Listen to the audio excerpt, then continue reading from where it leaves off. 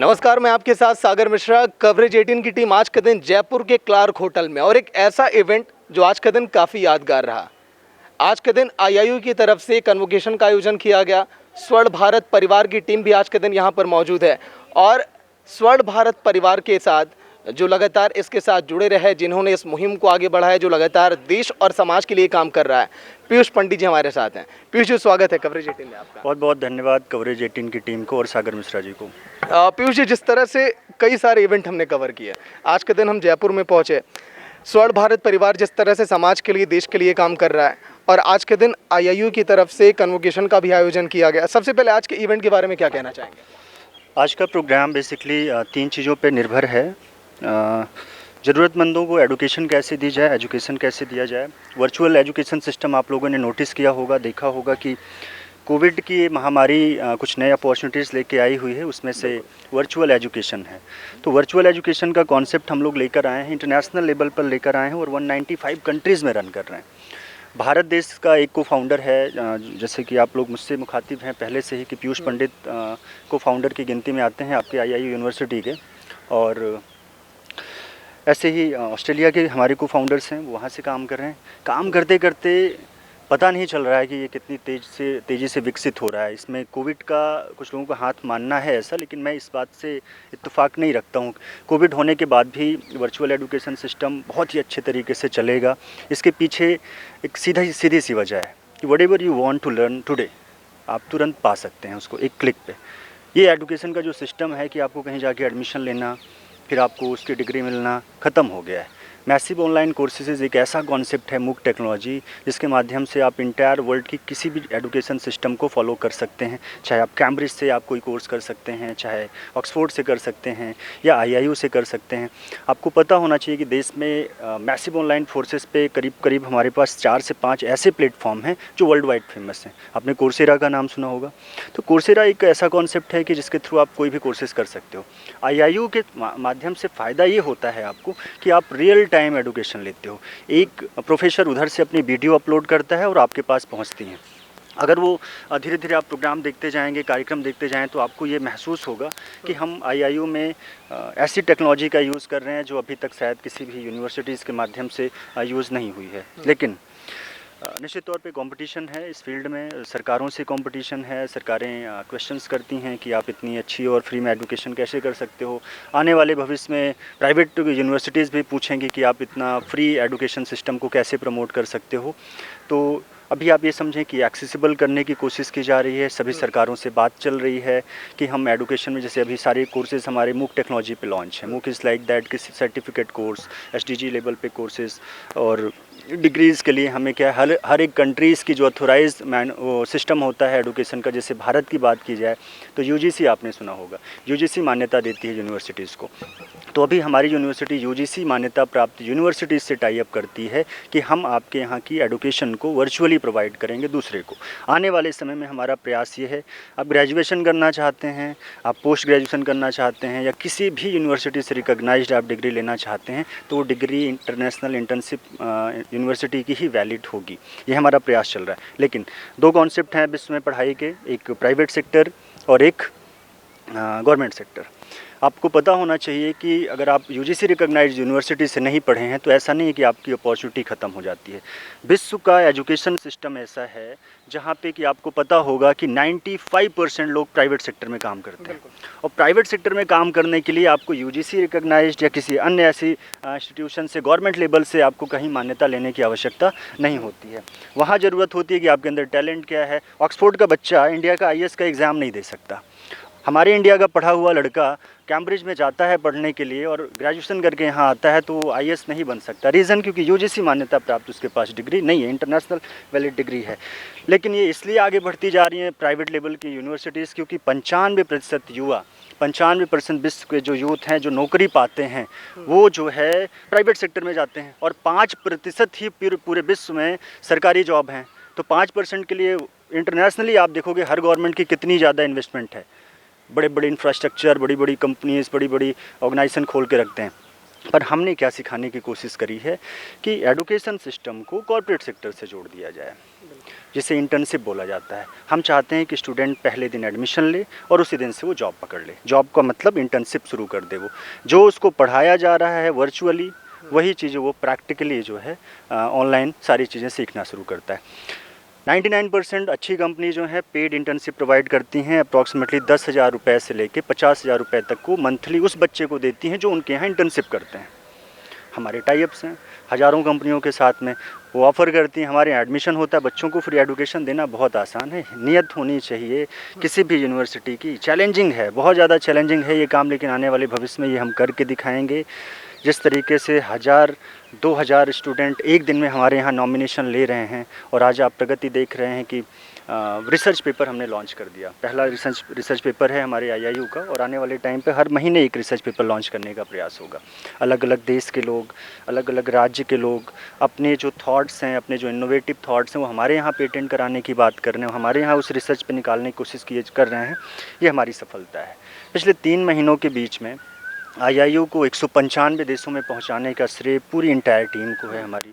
चाहे वो Australian team हो, चाहे रूस की टीम हो, चाहे फिर अमेरिकन टीम हो, चाहे फिर भारत की टीम हो, सब लोगों ने मिलकर बहुत अच्छा काम किया है। और मैं उम्मीद करता हूं आने वाले समय में एजुकेशन सेक्टर को पूरी तरीके से बहुत ही आसान बनाने का प्रयास है।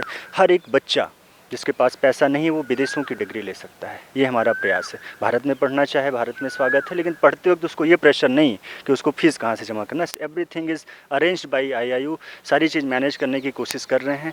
और जो कोर्सेज़ 1 लाख रुपए 2 लाख रुपए दे के आप करते हो, चाहे वो एसडीजी पे हो, चाहे इंटेलिजेंस टेक्नोलॉजी पे हो, चाहे ब्लॉकचेन टेक्नोलॉजी पर हो, हम लोग उसको $10 में देने का प्रयास करें। $10 मतलब इंडिया के हिसाब से आप देखेंगे तो 770 रुपये के करीब हम लोग देने की कोशिश करें। 770 रुपये भी नहीं, हाँ करीब 500 रुपये के करीब हम देने की कोशिश करें। वही 1 लाख रुपए है, आप कैम्ब्रिज में पढ़ने जाइए, डिग्री वही, मान्यता वही, सारी चीज़ें वही।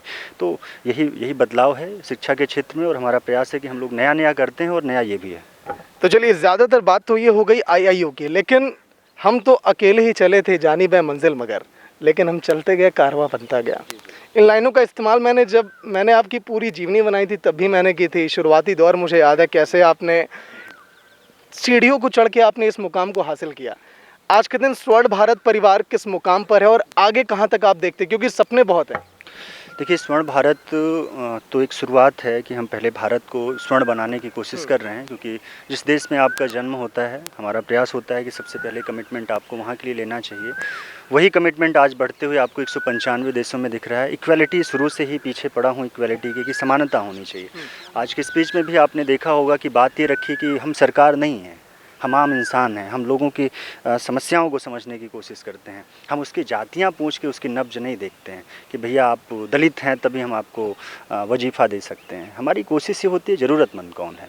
स्वर्ण भारत का यही लक्ष्य है, और यही एक देश की निशानी एक्चुअली। जैसे हम लोग अपना कॉन्स्टिट्यूशन बनाते हैं, अपनी टीम का कॉन्स्टिट्यूशन बनाते हैं, अपने ट्रस्ट का बनाते हैं, तो प्रयास ये होता है कि एक देश की प्रकृति हो, एक ऐसी देश जहाँ पे जैसे चिड़िया यहाँ चहचहा रही हैं, है ना, वैसे गोल्डन चिड़िया चहचहाती रहे। इन्हीं सब प्रयासों में हम लोग जो है पूरी तरीके से मेहनत कर रहे हैं, और ये सिर्फ भारत तक ही सीमित नहीं रहा है। स्वर्ण भारत परिवार 195 देशों में हमने बहुत अच्छे तरीके से एजुकेशन को पहुंचाने की कोशिश की है। आप आईआईयू को देख रहे हैं, हमारे पास 100 से ज़्यादा देशों की आज बाइट्स है जिन्होंने सराहा है हमारे काम को। और देश की सरकारों से ये चाहूँगा कि वर्चुअल यूनिवर्सिटी को भी भारत में मान्यता मिलनी चाहिए। जिस तरीके से अमेरिका जो है वहाँ पे वर्चुअल एजुकेशन का बोर्ड बना के रखे कि वहाँ भी यूनिवर्सिटीज़ बन सकती हैं। तो भारत सरकार से निवेदन ये है कि इंडिया में भी आईआईयू को रिकॉग्नाइज्ड कराने का अधिकार दें हमें। जब कई लोगों से अभी हमने बातचीत की तो कई लोगों का ये कहना कि पीयूष पंडित जिस तरह से पूरे देश में बदलाव ला रहे हैं, नेताओं को इनसे सबक लेनी चाहिए। कई लोगों ने ये तक कह दिया कि पीयूष पंडित आज के समय में एक देवता के समान है।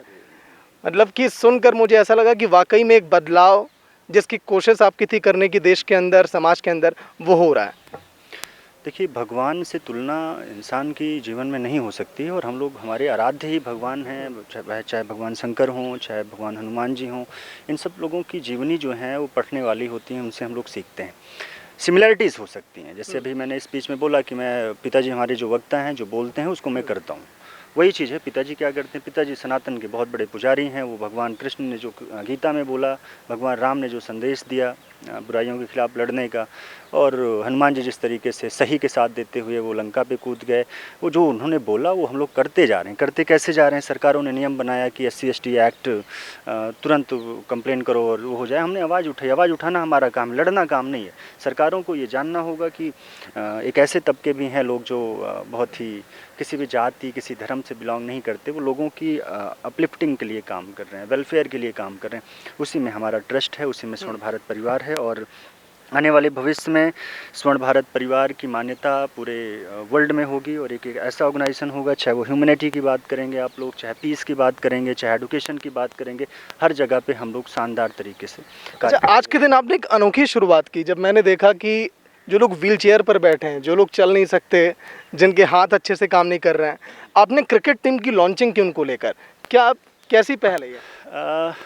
देखिए, सचिन तेंदुलकर के पास तो बहुत पैसा होगा, उनकी जिम्मेदारी थी ये, विराट कोहली की जिम्मेदारी थी ये, और बड़े बड़े खिलाड़ी हैं, उनकी जिम्मेदारी है कि एक एक टीम अडॉप्ट करें, वो व्हील चेयर क्रिकेट को प्रमोट करें, पैरा ओलंपिक्स के एक खिलाड़ी को तैयार करें। लेकिन पता नहीं कैसे देश की मानसिकता हो गई है अपने कि आप छोटी छोटी चीज़ों पे रोना तो रो देते हो कि आज उसने फांसी लगा के हत्या हो गई, आज सरकारें बदलने का प्रपंच हो सकता है, लेकिन ज़रूरत आज कहाँ पे? ज़रूरत ये है कि जो सक्षम हैं, जिनके पास कुछ नहीं है, अगर आप उनके लिए कुछ करना शुरू कर देते हो, देश बराबर हो जाएगा। एक दिन में देश में किसी प्रकार की गरीबी नहीं, भुखमरी नहीं, समस्या नहीं। मेरा प्रयास ये है कि मैं कोशिश कर रहा हूँ कि दिव्यांग क्रिकेट जो है, चाहे वो नॉर्मल क्रिकेट हो उनका, चाहे व्हील चेयर क्रिकेट का हो, उसके लिए जो आर्थिक अनुदान की आवश्यकता हो सकती है वो हमारा स्वर्ण भारत परिवार करेगा, और एक ऐसी टीम तैयार करेंगे जो विश्व में भारत के नाम को जो है बहुत ऊंचे स्तर तक ले जाएगा। ये मेरा प्रयास है। तो चलते चलते एक आखिरी सवाल मैं लूँगा कि मौजूदा समय और हालातों को अगर देखा जाए, पूरे देश भर में कोरोना काल का दूसरा दौर था, लोगों की ज़िंदगियां किस पल ख़त्म हो जाए कोई नहीं जानता था, ऑक्सीजन की कमी पूरे देश भर के अंदर, लेकिन सोशल मीडिया पर जिस तरह से आप एक्टिव दिखाई दिए, लोगों की आपने मदद की, थर्ड वेव भी दस्तक दे सकती है बहुत जल्द, जिस तरह से एक्सपर्ट का ये मानना है, उसको लेकर क्या आगे आप तैयारियां करेंगे, देश की जनता से क्या अपील करना चाहेंगे, और किस तरह से आपने काम किया और लोगों को भी करना चाहिए इस बारे में? देखिए, बहुत बड़ा मुद्दा है, ये बहुत बड़ा मुद्दा है, सरकारी मुद्दा है। अब सरकार के खिलाफ बोलना, 2-4, 10-50 हज़ार रुपये डोनेशन आता होगा ट्रस्ट में, ख़त्म नहीं करवा सकता हूँ, लेकिन सरकारों को तैयारी करनी चाहिए। भारत का जो ब्रांड है, जो प्रमोशन इस बीच में हुआ है कुछ सालों में, उसी तरीके से ज़मीनी स्तर पे काम करने की ज़रूरत है। अगर आप 70 सालों की बात करते हैं हर बात पे, तो आपको अपने भी 5-10 साल याद करने की अब ज़रूरत है। समाज को ज़रूरत है। यूथ के साथ पढ़ाई में भेदभाव, किसान के साथ उसकी खेती में भेदभाव, एक व्यक्ति जो गरीब है उसकी जाति में भेदभाव, एक आदमी की लड़ाई में सिर्फ एक आदमी को जेल भेज देना, ये भेदभाव, आज देश को सोचने की आवश्यकता है। यूथ सोचें, और मैं चाहता हूँ एक व्यक्ति की जिम्मेदारी उठाना शुरू कर दे, अपने आप स्वर्ण भारत बन जाएगा। बहुत बहुत शुक्रिया। धन्यवाद। तो स्वर्ण भारत परिवार, जिसका ये कहना कि समानता बहुत ज़रूरी है देश के अंदर, वाकई में ऐसा होना चाहिए, तभी जाकर बदलाव संभव है। जो कोशिश है स्वर्ण भारत परिवार की, जो मुहिम है, आज के दिन जिस तरह से व्हील चेयर पर बैठे उन तमाम सदस्यों को हमने देखा कि लॉन्च की गई क्रिकेट टीम, ऐसा शायद ही कम ही लोग सोचते होंगे। इन्होंने क्रिकेटरों का भी उदाहरण दिया जिनके पास ना जाने कितने पैसे हैं, वो भी इस तरह की पहल और शुरुआत कर सकते हैं, लेकिन उन्हें भी इस दिशा में कदम बढ़ाना चाहिए। फिलहाल इतना ही। देखते रहिए कवरेज 18। नमस्कार।